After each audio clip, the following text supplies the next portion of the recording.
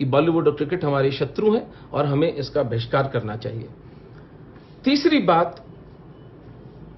चौथी बात, हमारा बिगाड़ किसने किया? जो जो जो हमारी शत्रु बोध की जो समाप्ति हुई, वो संत और हमारे नेतृत्व की तो भूल है ही, लेकिन हमारी शिक्षा प्रणाली जो कहती है कि एक पैराग्राफ में महाराणा प्रताप सिमट जाते हैं और 5 पन्नों का वो अकबर, जो कि इस तरह का घटिया आदमी था, वह उसके बारे में महिमा मंडन चलता है। मुगलों का काल, जिनकी सल्तनत 500 किलोमीटर इधर से उधर से ज्यादा नहीं थी, या जो सब दिल्ली सल्तनत थी उसकी 300 किलोमीटर तक कोई सत्ता थी जिसकी, उसका ऐसा महिमा मंडन किया जाता है कि एक नैरेटिव ये चल जाता है कि 1000 साल तक हिंदू गुलाम रहे। अरे भाई, अगर 1000 साल तक हिंदू गुलाम रहे होते तो फिर आज यहां पर हम हिंदू होते कैसे? एक क्षण के लिए हिंदू गुलाम नहीं रहे, लेकिन हमें पढ़ाया यही जा रहा है, क्योंकि वामपंथ ने हमारा पूरा एकेडेमिया, हमारी इंटेलिजेंसिया, हमारी यूनिवर्सिटीज, हमारे कॉलेजेस, हमारा पूरा जो शोध है, सारा जो लिटरेचर है, उसको गिरफ्त में लिया हुआ है। तो समय आ गया है कि हम उसको उनसे छुड़ाएं और इस पागलपन से दूर हों।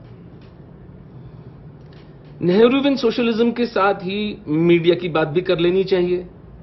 एक 2 लाइन का एफोरिज्म मैंने कई सालों पहले लिखा था, जो आपके साथ साझा कर लेता हूं।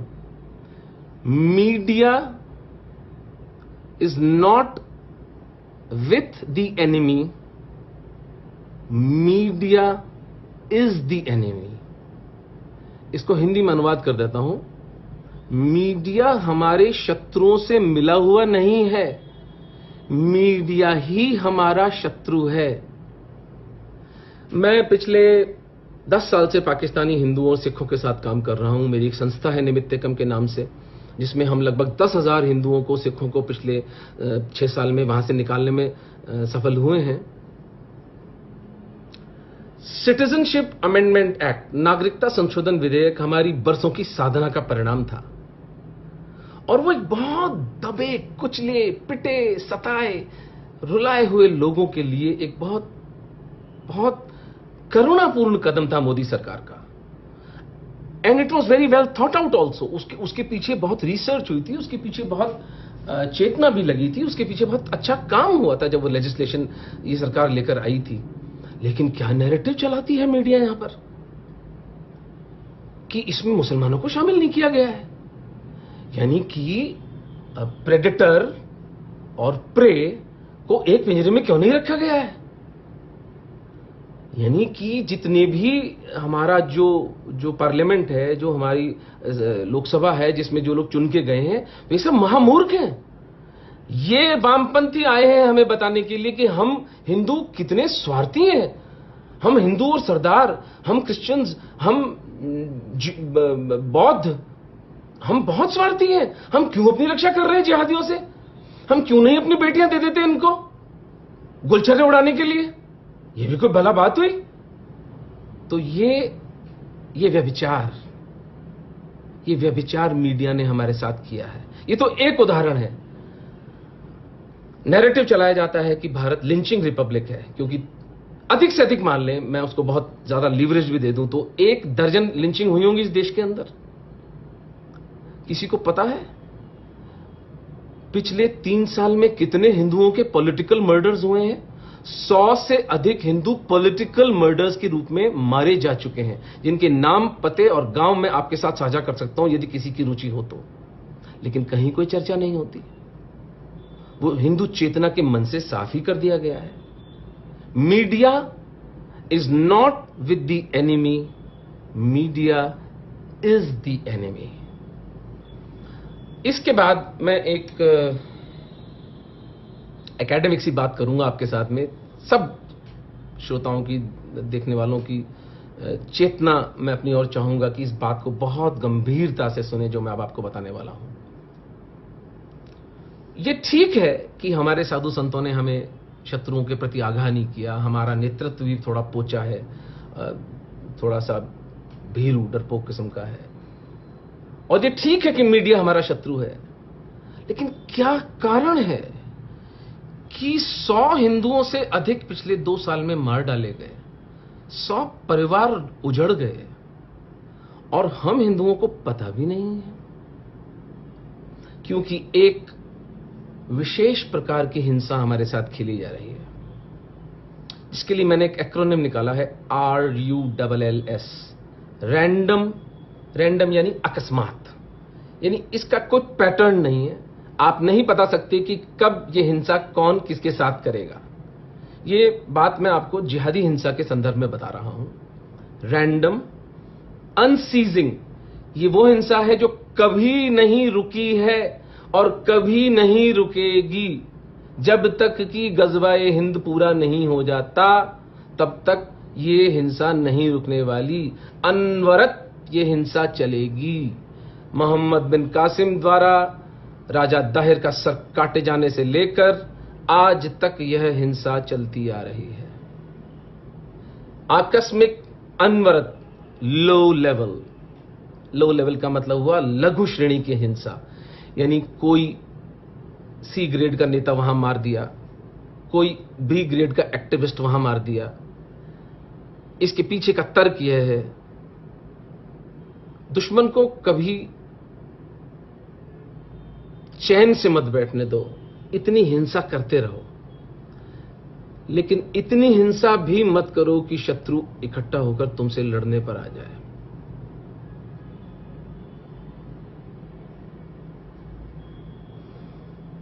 ये वो नियम है जो सबसे घातक है।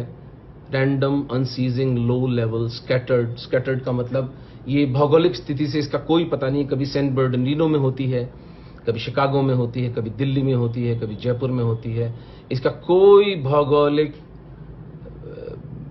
इसका कोई कंट्रोल नहीं है, कहीं भी हो सकती है, ये कहीं भी हिंसा का तांडव रचा जा सकता है। तो इसके प्रति सावधान रहें। अब अगर अखबार के छोटे से कोने में कहीं एक हिंदू की मृत्यु होते हुए देखें, उसकी हत्या की खबर देखें, तो समझ जाएं कि आपकी चेतना को भरमाने के लिए उसको वहां उस कोने में उस मृत्यु को, उस मर्डर को दबा दिया गया है। और random, unceasing, low level, scattered violence यहां पर काम कर रही है। तो अब मैंने कारण की बात, अब मैं यहां पर विराम देता हूं और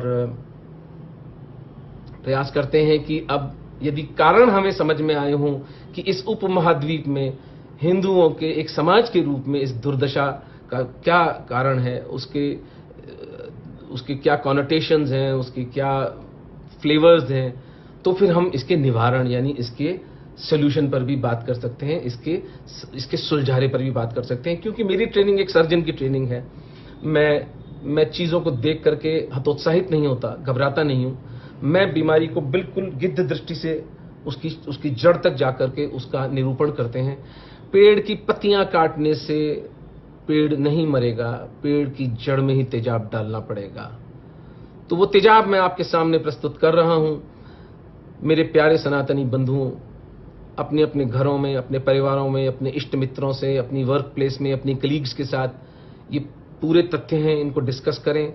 और मैं चुनौती देता हूं अगर इनमें से एक भी तथ्य गलत हो तो मैं सार्वजनिक जीवन में बात करना छोड़ दूंगा। तो निवारण क्या है? सबसे महत्वपूर्ण काम जो हम हिंदुओं को करना है वह है सोशल मीडिया पर हमारी प्रेजेंस।